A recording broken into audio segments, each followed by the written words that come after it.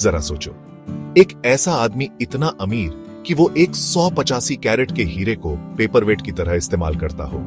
ये किसी कहानी की बात नहीं, बल्कि हैदराबाद के आखिरी निजाम मीर उस्मान अली खान की असल जिंदगी। अपनी अपार दौलत और सादगी के लिए मशहूर निजाम की जिंदगी ठाट बाट और सादगी का अनोखा मेल थी। वो फ्रांस से भी बड़े राज्य के राजा थे। उनकी तिजोरी अकूत दौलत से भरी हुई थी, फिर भी वो दिखावे से दूर अपनी रीति रिवाजों वाली जिंदगी जीते थे।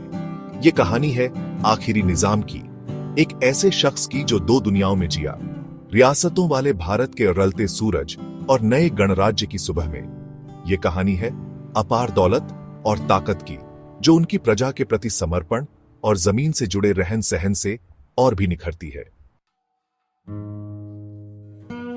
ताकत और रसूख वाली खानदान में जन्मे मीर उस्मान अली खान की किस्मत शुरू से ही हैदराबाद से जुड़ी हुई थी।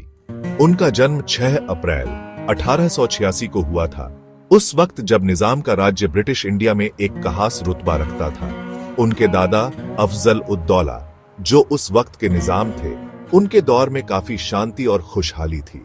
जवान उस्मान अली खान को उनके आने वाले रोल के हिसाब से बढ़िया तालीम मिली।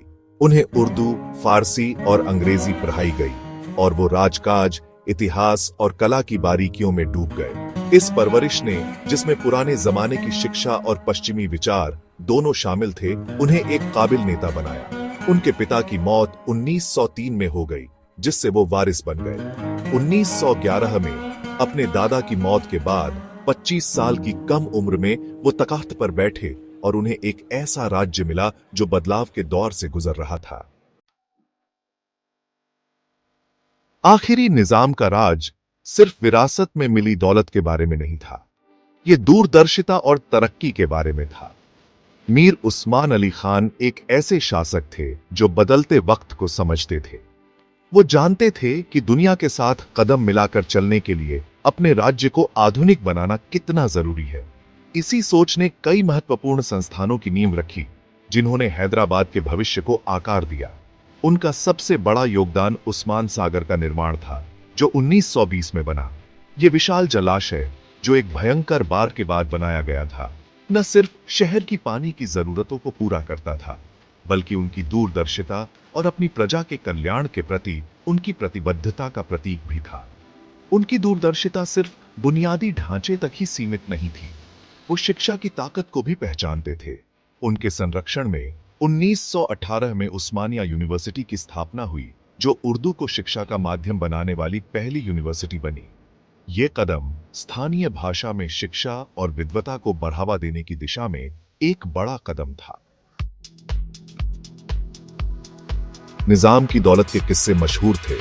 अक्सर लोग कानाफूसी में और हैरानी से इनका जिक्र करते थे।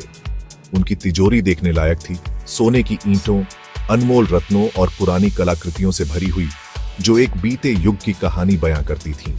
इन खजानों में सबसे मशहूर था जैकब डायमंड, 185 कैरेट का विशाल हीरा जो बेमिसाल चमक से दमकता था। निजाम के अपनी दौलत के साथ बेपरवाह रिश्ते के किस्से मशहूर हैं। कहा जाता है कि वो जैकब डायमंड, जो अब भारत सरकार के पास है, को अपने पराने के कमरे में पेपरवेट की तरह इस्तेमाल करते थे। उनकी पुरानी कारों का कलेक्शन, जो दुनिया के सबसे बड़े कलेक्शन में से एक माना जाता है, उनके गैरेज में धूल खाता रहता था, जो उनकी दिखावे से दूर रहने की आदत को दर्शाता है। निजाम की विरासत आज भी हैदराबाद की शान है। अगर आपको ये वीडियो पसंद आया हो तो हमारे चैनल को सब्सक्राइब करें और वीडियो को लाइक और शेयर करें, और इतिहास की और भी दिलचस्प कहानियों के लिए हमारे साथ जुड़े रहें।